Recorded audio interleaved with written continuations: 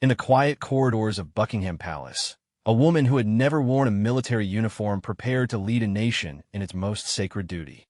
For over 70 years, Queen Elizabeth II had watched young soldiers march off to war, knowing that some would never return home. But on this November morning, as she prepared for what would be one of her final Remembrance Day ceremonies, she carried the weight of every fallen hero Britain had ever known. This is not just a story about a ceremony. This is the story of how one woman's unwavering dedication to honoring the fallen became the heartbeat of a nation's gratitude. From the trenches of World War I to the mountains of Afghanistan, from the beaches of Normandy to the streets of Northern Ireland, every poppy she would lay represented a life given for freedom. As the autumn wind swept across London, the Queen understood that this day was about more than tradition. It was about ensuring that the sacrifice of Britain's bravest would never be forgotten, no matter how many years passed or how the world changed around them. What you're about to discover will show you how true leadership isn't about wearing a crown. It's about carrying the hearts of those who can no longer speak for themselves. The morning of November 11th, 2022, began like countless others before it in the private apartments of Windsor Castle. Queen Elizabeth II sat at her mahogany desk, the same one her father King George VI had used during the darkest days of World War II. But this morning felt different. At 96 years old, she understood the profound weight of what lay ahead better than perhaps anyone else in Britain.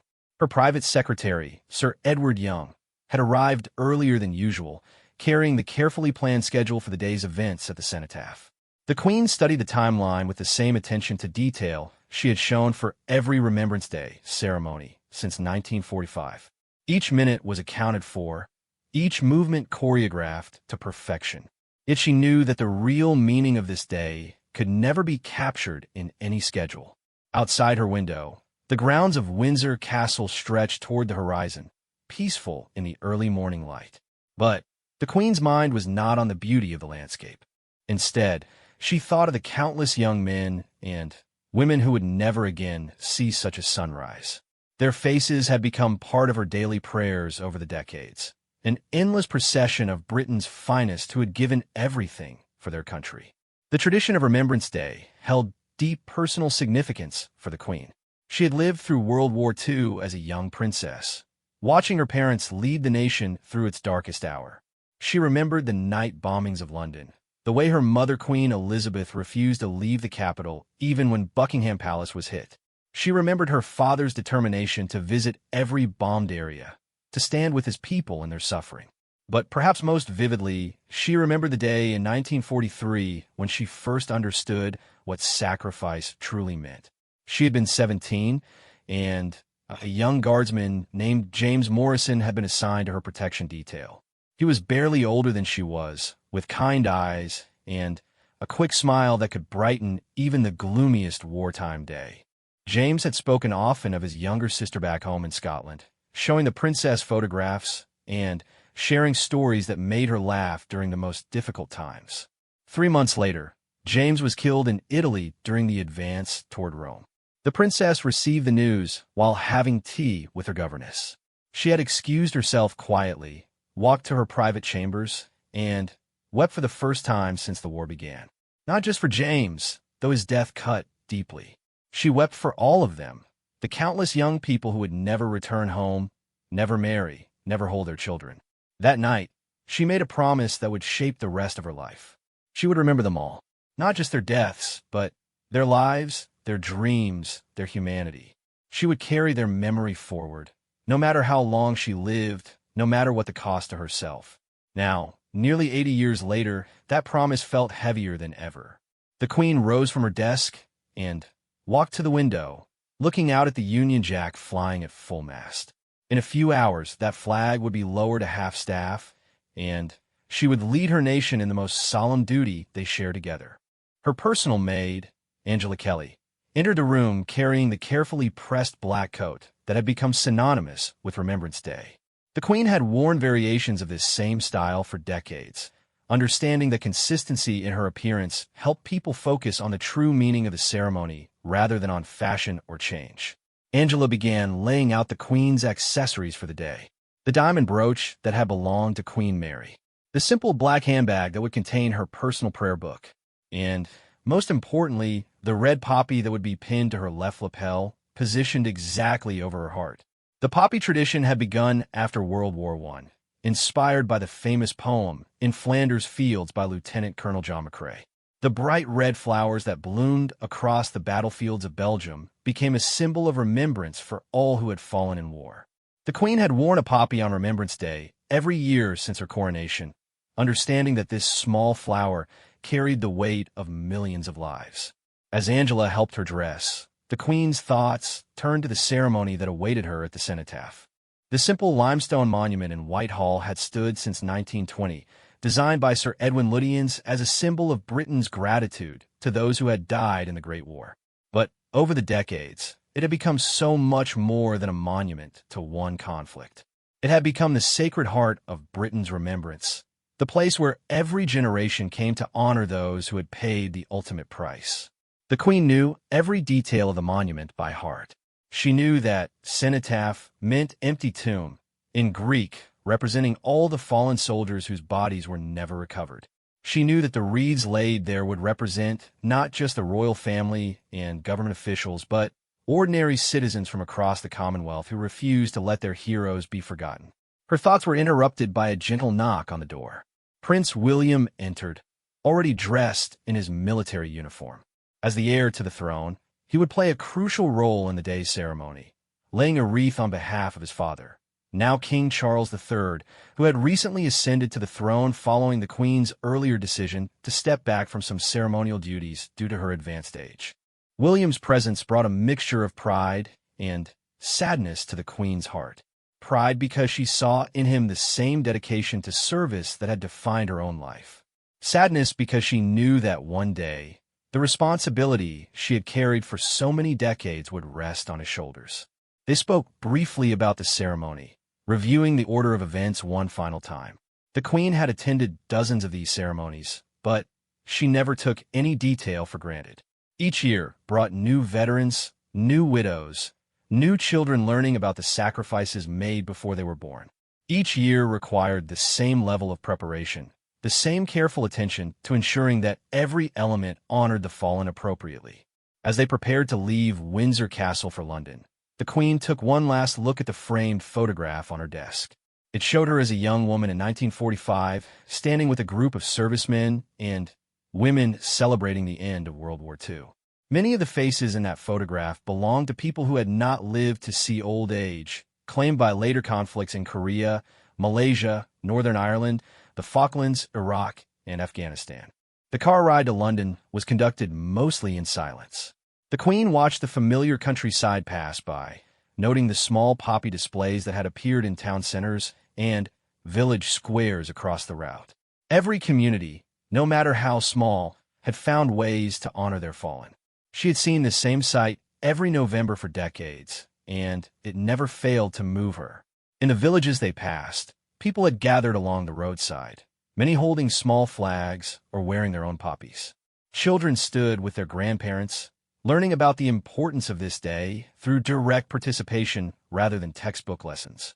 The Queen understood that these roadside gatherings were as important as the formal ceremony in London. Remembrance was not just the duty of those in power. It was the responsibility of every citizen. As they approached London, the Queen could see the crowds beginning to gather around Whitehall. Veterans wearing their medals with quiet pride walked alongside families carrying photographs of relatives who had died in service. The sight reminded her why this ceremony mattered so much. It was not a performance or a political event. It was a genuine expression of national gratitude, a moment when the entire country paused to acknowledge a debt that could never be fully repaid. The Queen's car pulled into the secure area near the cenotaph, where the final preparations for the ceremony were taking place. Military personnel moved with practiced precision, ensuring that every wreath was positioned correctly, every timing coordinated perfectly. She watched these preparations with the same attention she had given to every Remembrance Day ceremony throughout her reign. But as she sat in the car, waiting for the signal that the ceremony would begin, the Queen's thoughts were not on protocols or procedures. Instead, she thought about the promise she had made all those years ago, as a young princess grieving for a fallen guardsman. Today, once again, she would have the honor and the burden of speaking for those who could no longer speak for themselves. The weight of that responsibility had never grown lighter over the decades. If anything, it had grown heavier as the list of conflicts lengthened, as new names were added to the rolls of the fallen, as new families joined the ranks of those who had lost everything. But it was a weight she carried gladly, understanding that remembrance was not just about honoring the dead.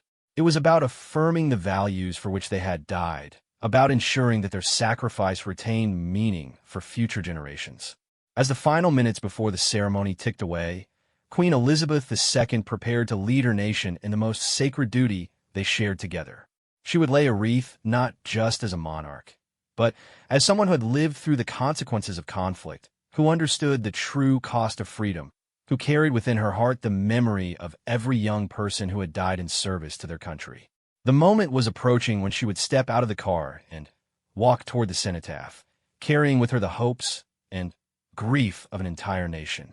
It was a moment she had experienced many times before, yet each year it felt as significant as the first time she had performed this duty as a young queen, newly crowned and newly aware of the awesome responsibility that came with her position. Today, she would once again prove that true leadership was not about commanding others, but about serving something greater than oneself. She would demonstrate that remembrance was not just a ceremony, but a sacred trust passed down from one generation to the next, a promise that those who had given everything would never be forgotten as long as Britain endured. The streets of central London buzzed with quiet anticipation as thousands of people made their way toward Whitehall. Unlike other royal events that drew crowds seeking spectacle and celebration, Remembrance Day brought together a different kind of gathering. These were people united by loss, by gratitude, and by an understanding that some sacrifices transcended politics, class, and generation. Margaret Thompson adjusted her father's military medals on her coat as she walked slowly toward the cenotaph. At 82 years old, she had attended this ceremony for more than 40 years, ever since her father died, and left her his World War II service decorations. Flight Sergeant Robert Thompson had survived the Battle of Britain, flying Spitfires against the German Luftwaffe during the desperate summer of 1940. But he had never spoken about the war until the very end of his life, when age and illness finally loosened the grip he had maintained on those terrible memories. Margaret remembered his final words about the war, spoken just days before he died in 1981. "We were all so young," he had whispered, his weathered hands trembling as he held a photograph of his squadron. "Most of us were barely 20. We knew we probably wouldn't survive, but we also knew that if we didn't try, nobody else would. Every day we flew, we were flying for everyone we loved back home." Now Margaret walked among hundreds of others carrying similar stories, similar photographs, similar medals that represented lives interrupted by the call to service. She passed a young woman pushing a stroller, a military widow whose husband had died in Afghanistan just 3 years earlier. The woman's toddler wore a small poppy pinned to his coat, too young to understand why his mother cried quietly as they walked, but old enough to sense the solemnity of the occasion. Near Parliament Square, a group of Gurkha veterans gathered in their distinctive uniforms, their weathered faces bearing the quiet dignity that had made them legendary throughout the British Army. These men had come from Nepal to serve Britain in conflicts spanning decades, from World War II through the recent campaigns in Iraq and Afghanistan. Their presence reminded everyone that Britain's military history was not just about British-born soldiers, but about men and women from across the Commonwealth who had chosen to wear the British uniform and serve under the British flag. Among the Gurkhas stood Sergeant Major Dil Bahadur Rai, now 78 years old, who had served in Malaysia, Borneo, and Northern Ireland during his 22-year career. He carried with him a small notebook containing the names of every comrade he had lost over the years. Dil had started the notebook after losing his best friend during a patrol in Northern Ireland in 1971, and he had added names steadily over the decades as age and illness claimed his former brothers in arms. The notebook represented something more than just a list of the dead. It represented the burden carried by all survivors, the weight of outliving those who had stood beside them in the most dangerous moments of their lives. Dil had attended Remembrance Day ceremonies in London for 15 years, making the journey from his home in Surrey, because he believed his fallen comrades deserved to have someone speak their names, even if only silently, at Britain's most important memorial. As the crowd continued to grow, the different groups began to merge into a single mass of humanity united by shared purpose. Veterans from the Falklands War stood beside families who had lost relatives in Iraq. Survivors of the London bombings during World War II chatted quietly with young soldiers who had recently returned from peacekeeping missions in Cyprus and Sierra Leone. The diversity of the crowd reflected the evolution of Britain's military history over the past century. The original Armistice Day in 1919 had honored primarily the dead of World War I, overwhelmingly young white men from England, Scotland, Wales, and Ireland.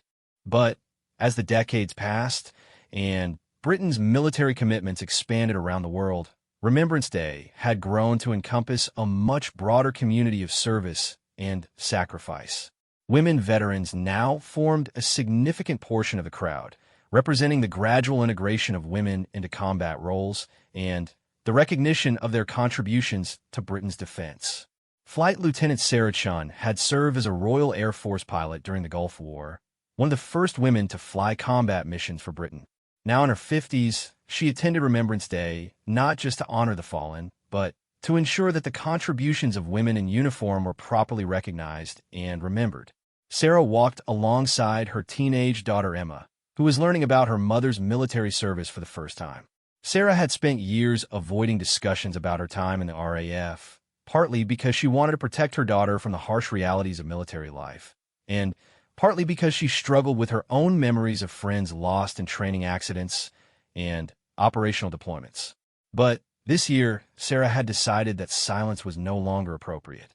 Emma was old enough to understand that freedom came with a price, that the comfortable life she enjoyed had been purchased with the blood and sacrifice of others. Walking together toward the cenotaph, Sarah began to share stories about the people she had served with, the friends she had lost, and the mission that had driven her to risk her life in service to her country. The crowd also included members of immigrant communities whose families had arrived in Britain after military conflicts in their home countries. Ahmed Hassan had fled Iraq after the Gulf War, eventually becoming a British citizen and raising a family in Birmingham. His son David had joined the British Army and served 2 tours in Afghanistan, driven partly by a desire to give back to the country that had given his family refuge. David Hassan had died in 2009 when his convoy hit an improvised explosive device outside Kabul. Ahmed had struggled with grief and anger after losing his son, questioning whether David's sacrifice had been worth it, whether the wars in Iraq and Afghanistan had accomplished anything meaningful. But over the years, Ahmed had found some measure of peace by attending Remembrance Day ceremonies and connecting with other families who had lost children in service. This year, Ahmed carried a photograph of David in his British Army uniform, standing beside a Union Jack in the mountains of Afghanistan. The photograph had become Ahmed's most precious possession, proof that his son had found his place in British society and had died serving the values of democracy and freedom that had drawn Ahmed's family to Britain in the first place.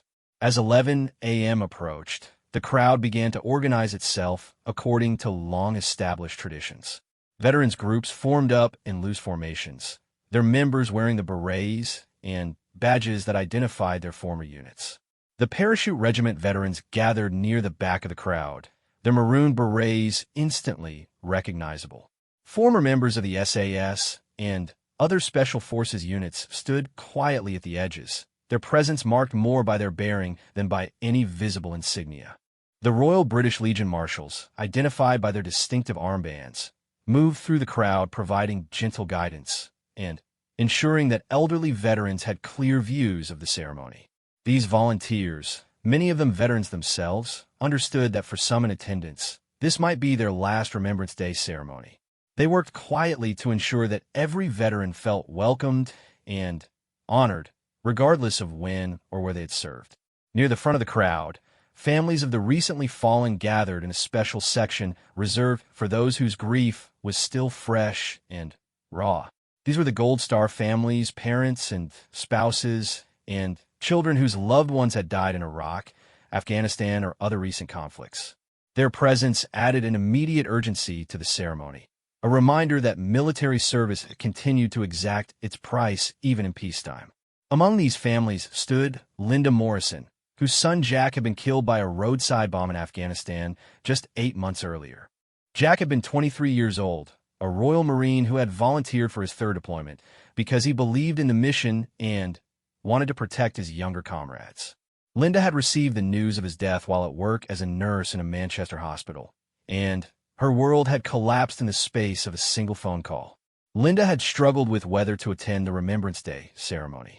Part of her wanted to stay home, to avoid the public nature of grief, to mourn her son in private. But her husband had convinced her that Jack would have wanted them to be there, that he would have been proud to have his sacrifice remembered alongside all the others who had died in service to Britain. As Linda stood in the crowd, surrounded by hundreds of other people who understood her loss, she felt for the first time since Jack's death that she was not alone in her grief. The shared silence, the common purpose, the presence of the Queen herself, all combined to create a sense that Jack's death had meaning beyond the immediate devastation it had caused to her family. The security preparations around the cenotaph were extensive but discreet, designed to protect the ceremony without turning it into a fortress. Police officers in both uniform and civilian clothes monitored the crowd, but their presence was balanced by an understanding that Remembrance Day had to remain accessible to ordinary citizens. This was not a ceremony for the elite. It was Britain's most democratic ritual, open to anyone who wanted to honor the fallen. Television crews positioned their cameras carefully, understanding their responsibility to broadcast the ceremony to millions of viewers who could not attend in person. Many of these viewers were elderly veterans who could no longer make the journey to London, family members living overseas, and active-duty military personnel deployed around the world. The broadcast would carry the ceremony to British bases in Estonia, Cyprus, and the Falkland Islands, ensuring that those currently serving could participate in honoring those who had died before them. As the final minutes before the ceremony ticked away, a hush began to settle over the crowd. Conversations faded to whispers, then to silence. Parents lifted small children onto their shoulders so they could see over the adults in front of them. Veterans straightened their shoulders and adjusted their berets, unconsciously falling back in a military bearing after years of civilian life. The transformation was remarkable to witness. Thousands of individual people, each carrying their own stories and sorrows, gradually became a single entity united in purpose. The crowd was no longer a collection of strangers. It had become a congregation, gathered to perform the most sacred ritual in British civic life. In the distance, the sound of military bands could be heard as the formal participants in the ceremony took their positions. The Guard Division, the Household Cavalry, representatives from every branch of the British military, all moving with the precision that comes from months of rehearsal. But everyone understood that the real ceremony was not about military pageantry. It was about the moment of silence that would soon unite the entire nation in remembrance. As Big Ben prepared to chime 11 o'clock, marking the exact moment when the armistice ending World War I had taken effect in 1918, the crowd held its collective breath. In a few seconds, Queen Elizabeth II would lead them all in 2 minutes of silence that would connect them not just to the fallen, but to every previous generation that had gathered at this same spot to honor the same sacrifice. The weight of history pressed down on Whitehall as 11 o'clock approached, carrying with it the memory of every Remembrance Day ceremony that had come before, and the promise that this sacred duty would continue long after everyone present had joined the ranks of those being remembered. The first chime of Big Ben rang across Whitehall at exactly 11 a.m., cutting through the morning air like a blade. Queen Elizabeth II stood at the base of the cenotaph, her black coat stark against the pale limestone of the memorial. As the deep bronze note faded into silence, an extraordinary transformation swept across central London. The bustling noise of one of the world's busiest cities simply stopped. Traffic lights continued their cycles, but no vehicles moved through the intersections around Whitehall. Construction workers on nearby buildings had downed their tools and removed their hard hats. Even the pigeons seemed to sense the moment, settling quietly on the surrounding buildings as if they too understood the sacred nature of what was taking place. Queen Elizabeth II closed her eyes and bowed her head, beginning the 2 minutes of silence that had become Britain's most profound national ritual. In that moment, she was not just a monarch performing a ceremonial duty. She was a 96-year-old woman carrying within her heart the accumulated weight of nearly 8 decades of British military sacrifice. Her mind traveled back through the years, touching on each conflict that had claimed British lives during her long life. She thought of the soldiers who had died in Korea, fighting in bitter cold to defend a country most had never seen. She remembered the Suez Crisis, where young paratroopers had died in a conflict that history would judge harshly.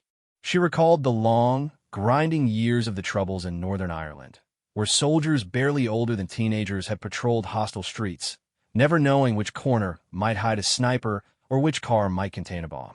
The Queen's thoughts moved to the Falklands War, a conflict that had seemed almost surreal when it began in 1982. British forces traveling 8,000 miles to fight for a group of windswept islands that most people could not locate on a map. But the young men who died there had not died for territory. They had died defending the principle that British citizens, no matter where they lived, deserved protection from aggression. She remembered receiving the casualty reports from the Falklands, each one a stark reminder that every strategic decision carried human consequences. HMS Sheffield, hit by an Exocet missile, taking 20 sailors to the bottom of the South Atlantic. The landing at San Carlos Water, where British paratroopers fought with desperate courage against Argentine forces defending their homeland. The final assault on Mount Tumbledown, where guardsmen advanced through artillery fire because retreat was not an option. Each name on those casualty lists had represented a family destroyed, dreams unfulfilled, potential unrealized. The Queen had written personal letters to many of the families, understanding that no words could ease their pain, but believing that they deserved to know their sacrifice had been witnessed and honored at the highest levels of government. The silence continued, stretching across not just London, but throughout the United Kingdom and the Commonwealth. In Edinburgh, crowds gathered around the Scottish National War Memorial on the esplanade of Edinburgh Castle. In Cardiff, the Welsh National War Memorial echoed with the same profound quiet. In Belfast, where the memory of conflict was still fresh and painful, Protestants and Catholics stood side by side in rare unity, honoring those who had died in service regardless of their political beliefs.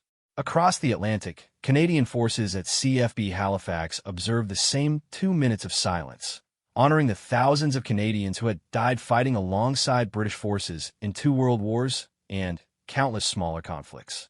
In Australia, dawn services had already taken place, but military bases across the country paused their operations to join their British allies in remembrance. In Afghanistan, British forces still deployed at Kabul airport stood in formation, their weapons lowered, their heads bowed toward Mecca and toward home simultaneously. These soldiers understood better than anyone the direct line that connected them to every veteran standing in Whitehall.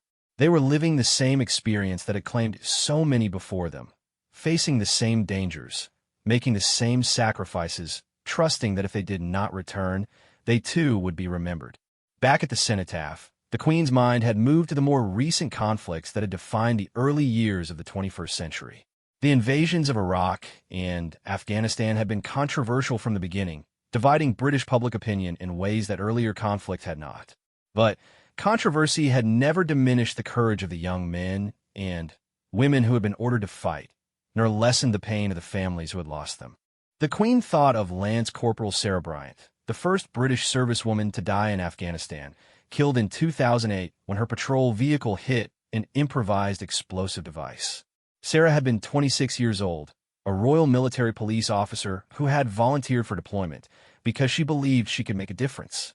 Her death had shattered the myth that support roles were somehow safer than combat positions, proving that in modern warfare, everyone who wore the uniform was at risk. She remembered the Helmand province casualties, young soldiers who had died fighting the Taliban in some of the most difficult terrain and climate conditions on Earth. The heat, the dust, the constant threat of roadside bombs, the elusive enemy who could disappear into the civilian population at will. These soldiers had fought with the same courage their predecessors had shown at the Somme or Normandy, but under conditions that would have been unimaginable to earlier generations. The improvised explosive devices had been particularly cruel, turning everyday objects into weapons that could kill or maim without warning. Young soldiers who had survived firefights with Taliban forces had been killed by bombs hidden in trash piles or buried in roads that had seemed safe just hours before. The randomness of these deaths had been almost harder to bear than combat casualties, because they offered no opportunity for heroism, no chance to fight back, no way to die with dignity. The Queen's thoughts moved to the family she had met over the years, parents who had been forced to bury children, spouses left to raise young families alone, children who would grow up knowing their father or mother only through photographs and stories. She had awarded posthumous medals to many of these families, standing in the grand rooms of Buckingham Palace while mothers wept and fathers struggled to maintain their composure. Each of these ceremonies had been both an honor and an ordeal. An honor because it gave the Queen the opportunity to thank families personally for their sacrifice. An ordeal because no amount of royal recognition could compensate for the loss of a child. No medal could fill the empty chair at the family dinner table. The Queen had learned over the decades that grief came in many forms. Some families found comfort in public recognition of their loss. Others preferred private mourning, away from media attention and official ceremonies. Some channeled their grief into activism, campaigning for better equipment for deployed forces or improved care for wounded veterans. Others withdrew from public life entirely, unable to bear the constant reminders of their loss. But all of them, regardless of how they processed their grief, deserved to know that their sacrifice mattered. That was the real purpose of Remembrance Day, the Queen understood. Not to glorify war or celebrate military victory, but to affirm that the price paid by military families had meaning, that their loss served a purpose larger than themselves. As the first minute of silence neared its end, the Queen's thoughts turned to the future. She was now in the final years of her life, and the responsibility for leading these ceremonies would soon pass to the next generation. King Charles III had already begun taking on many of her ceremonial duties, and Prince William was being prepared for his eventual role as monarch. But the Queen worried about whether future generations would understand the weight of this responsibility. The veterans of World War II were dying at a rate of several hundred each day, taking with them the living memory of Britain's greatest military triumph. Soon, there would be no one left who had personal experience of global warfare, no one who remembered the home front during the Blitz, no one who understood the total mobilization required to defeat fascism. How would future monarchs connect with military sacrifice when their personal experience of war came only from books and documentaries? How would they carry the emotional weight of remembrance when they had never known a veteran personally, never heard first-hand accounts of battle, never seen the long-term effects of combat trauma? The Queen had lived through the transition from war to peace, from national service to professional military, from imperial obligations to NATO commitments. She had watched Britain's military evolve from the massive conscript army that had won World War II to the small, highly professional force that now represented British interests around the world. Each change had brought new challenges, new casualties, new forms of sacrifice. But through all these changes, the fundamental truth had remained constant. Young people continued to volunteer for military service, knowing that they might be called upon to die for their country. Families continued to support their children's decision to wear the uniform, even when it meant accepting the possibility of devastating loss. Communities continued to send their sons and daughters off to war, trusting that their sacrifice would serve a noble purpose. The second minute of silence was drawing to a close, but the Queen's mind remained focused on the magnitude of what was being commemorated. Every name carved into war memorials throughout Britain represented not just a death, but a life cut short. Each represented dreams unfulfilled, contributions never made, children never born, stories never told. The arithmetic of loss was staggering. Over 1 million British and Commonwealth military personnel had died in the 2 world wars alone. Tens of thousands more had been killed in subsequent conflict from Korea to Afghanistan. Each death had rippled outward through families and communities, creating circles of grief that expanded with each passing year. But the Queen also understood that the 2 minutes of silence were not just about mourning. They were also about renewal, about the commitment to ensure that these sacrifices had not been made in vain. Every person standing in silence at the cenotaph was making an implicit promise to preserve the values and freedoms that had been purchased with blood. The second chime of Big Ben began to sound, marking the end of the 2 minutes of silence. As the deep bronze note rolled across Whitehall, Queen Elizabeth II opened her eyes and raised her head. The sacred moment was complete, but its meaning would resonate far beyond this November morning. The silence had connected her to every previous monarch who had led Britain through times of war and peace. It had joined her to every veteran standing in the crowd, every family member mourning a loss, every citizen who understood that freedom required constant vigilance and occasional sacrifice. Most importantly, the silence had reaffirmed the sacred trust between the living and the dead, the promise that those who had given everything for Britain would be remembered as long as the nation endured. In a world where attention spans grew shorter and historical memory faded, Remembrance Day stood as proof that some obligations transcended generations, some debts could never be fully repaid, some promises must be kept forever. As the final echo of Big Ben's second chime faded into the London morning, Queen Elizabeth II stepped forward toward the cenotaph. Her movement was deliberate and measured, each step carrying the weight of tradition that stretched back over a century. In her hands, she carried a wreath of red poppies, the same type of wreath she had laid at this memorial for decades. Yet each year the act felt as significant as the first time she had performed this duty. The wreath itself was a masterpiece of symbolism and craftsmanship. Made by the Royal British Legion's poppy factory in Richmond, it contained exactly 43 red poppies, each one handmade by disabled veterans who had found purpose and income through this meaningful work. The poppies were arranged on a bed of laurel leaves, symbolizing honor and victory, and bound with a simple black ribbon bearing no words, because no words could adequately express the magnitude of the sacrifice being honored. Each poppy in the wreath represented far more than a flower. They had been created in the workshops of the poppy factory by men and women whose own lives had been changed forever by military service. Former Sergeant Mike Crawford, who had lost his right leg to an IED in Basra, had helped craft some of these poppies with his remaining hand, finding in a careful work of meditation on the meaning of service and sacrifice. The poppy factory had been established in 1922 to provide employment for disabled veterans of World War I, but it had evolved over the decades to serve veterans of every subsequent conflict. The workers who created the Queen's wreath included survivors of World War II, Korea, the Falklands, Northern Ireland, Iraq, and Afghanistan. Each brought to their work not just skill, but personal understanding of what these poppies represented. As the Queen approached the base of the cenotaph, her mind was filled with memories of all the previous wreaths she had laid at this spot. She remembered her first Remembrance Day ceremony as Queen in 1952, when she was just 26 years old and overwhelmed by the responsibility of leading a nation's grief. The veterans in attendance that day had been men who had fought in both world wars, their uniforms decorated with ribbons from the Somme, Passchendaele, Normandy, and Burma. She remembered the ceremony in 1982, held just months after the Falklands War, when the grief was fresh and raw, and many of the mourners were her own age or younger.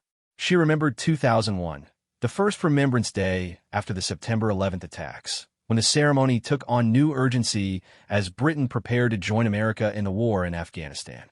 But perhaps most vividly, she remembered the ceremony in 2014, marking the centenary of the outbreak of World War I. On that day, the Tower of London had been filled with 888,246 ceramic poppies, one for each British and Commonwealth soldier killed in the Great War. The sight of those poppies flowing like blood across the tower's moat had moved the Queen to tears, a rare public display of emotion that had revealed the depth of her personal connection to the fallen. Now, as she prepared to lay another wreath, the Queen understood that this ceremony would likely be one of her last as the reigning monarch. King Charles III had already assumed many of her ceremonial duties, and her advanced age made it increasingly difficult for her to perform the physical demands of public events. This knowledge added extra weight to every movement, every gesture, every second of the ceremony. The Queen paused at the base of the cenotaph and bowed her head in a final moment of personal prayer. Her prayer was not for herself, but for the souls of all those whose names were carved into war memorials throughout the Commonwealth, and for the families who continued to mourn their loss. She prayed for wisdom for current and future leaders who would face the terrible decision of sending young people into harm's way.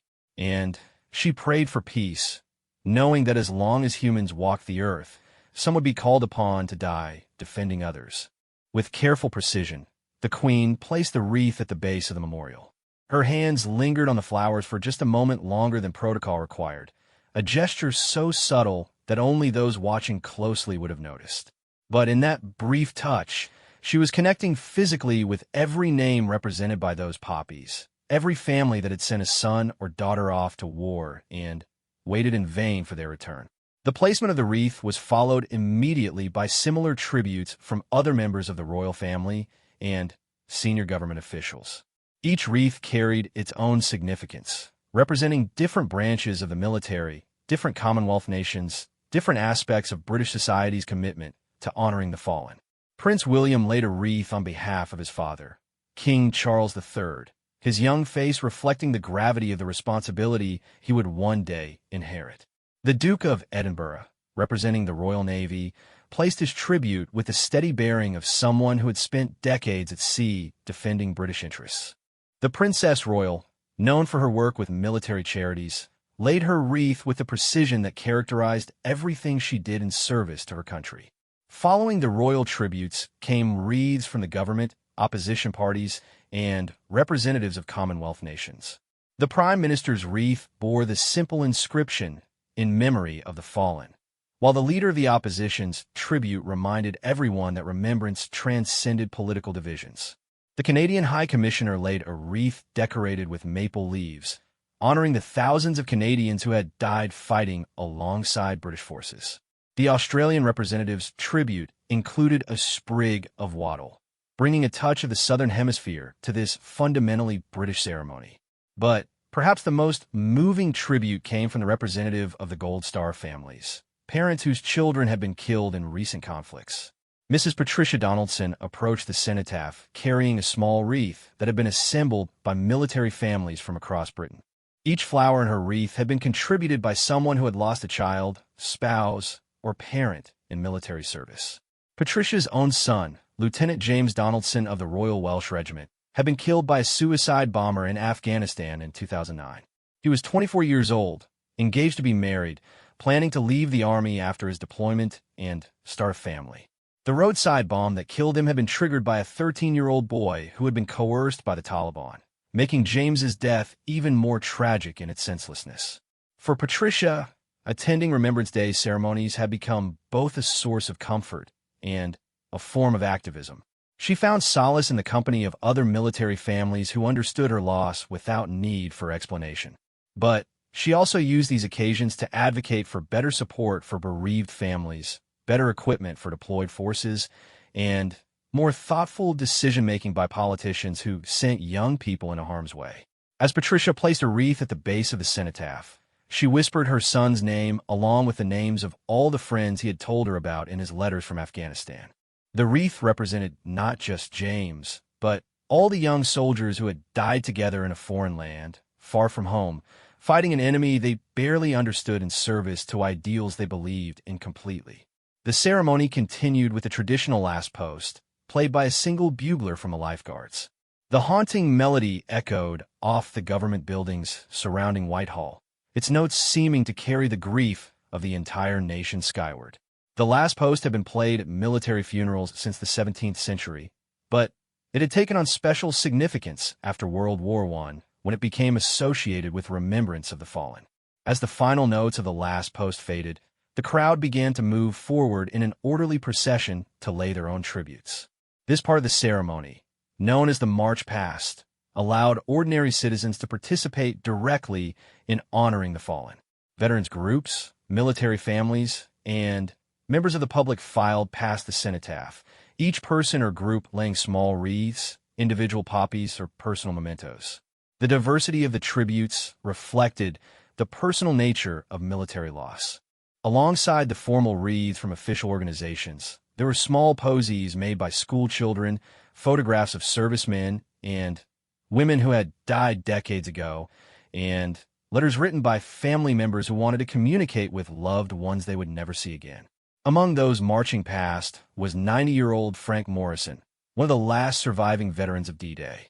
Frank had landed on Juno Beach on June 6, 1944, as a 19-year-old private with the Canadian forces fighting alongside the British. He had survived the landing and fought his way across France and into Germany, but many of his friends had died on the beaches of Normandy or in the hedgerow fighting that followed. Frank carried with him a small wooden cross that he had carved himself, inscribed with the names of the 12 men from his platoon who had not survived the war. Every year, he made the journey from his home in Toronto to London specifically to leave this cross at the cenotaph. He considered it his duty as a survivor to ensure that his fallen comrades were remembered not just as statistics, but as individual human beings who had given everything for freedom. Behind Frank walked a group of women from the Falklands Families Association, relatives of servicemen who had died during the 1982 conflict. They carried a banner with photographs of all the British servicemen killed in the Falklands, 255 faces representing lives cut short in a war that had lasted just 10 weeks. The banner was heavy with more than just physical weight. It carried the accumulated grief of families who had lost sons, husbands, and fathers 8,000 miles from home. The procession included representatives from every major conflict of the past century, from the last few survivors of World War II to young veterans of Iraq and Afghanistan. Each group brought its own understanding of sacrifice, its own experience of loss, its own commitment to ensuring that the fallen were not forgotten. Perhaps the most poignant sight was the children who participated in the march past, grandchildren and great-grandchildren of servicemen who had died before they were born. These children carried photographs of ancestors they had never met, but whose sacrifice had shaped their family stories. 8-year-old Sophie Grant held a picture of her great-grandfather, who had died at the Battle of the Somme in 1916, more than a century before she was born. Yet Sophie understood, in the way that children often understand important things intuitively, that this man's death was connected to her own freedom to grow up in peace. The march past took nearly 2 hours to complete, as thousands of people filed slowly past the cenotaph. Queen Elizabeth II remained standing throughout this portion of the ceremony, despite her advanced age, understanding that her presence validated every tribute, every moment of grief, every expression of gratitude. Her stamina was remarkable for someone approaching her 100th birthday, but those who knew her understood that this endurance came not from physical strength alone, but from moral purpose. As the final tributes were laid, and the last of the marchers passed by, the cenotaph was surrounded by a sea of red poppies, small crosses, photographs, and personal mementos. The simple limestone memorial had been transformed into a garden of remembrance, each item representing a life lost, a family grieved, a story that would be passed down through generations. The sight was overwhelming in its magnitude and its intimacy. The formal wreath laid by the Queen sat alongside a child's drawing of a soldier, a widow's wedding ring, and a veteran's service medals. The democracy of grief was on full display, proving that loss and remembrance transcended all boundaries of class, education, wealth, or social position. As the official ceremony concluded and the crowd began to disperse, Queen Elizabeth II took one last look at the memorial, now covered with tributes. She understood that this scene would be replicated at war memorials throughout Britain and the Commonwealth, as millions of people participated in their own acts of remembrance. The sight reminded her why this ceremony mattered so much, why she had devoted so much of her life to honoring the fallen. It was not about politics or nationalism or military glory. It was about the simple, profound truth that some people were willing to die so that others could live in freedom. That truth deserved recognition, honor, and eternal gratitude, regardless of the political circumstances that had led to any particular conflict.